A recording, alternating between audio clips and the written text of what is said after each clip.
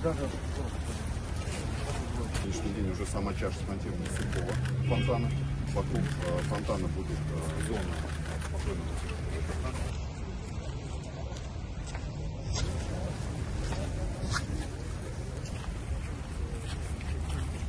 Сами элементы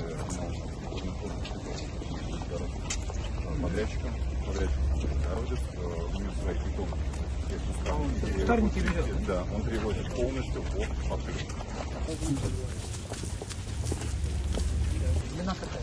Почти полкилометра. Чуть левее.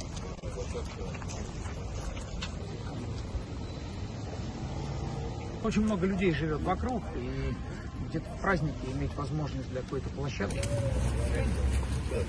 Спасибо Владимиру Владимировичу Чудину, спасибо, что вы такая держава рядом с нами.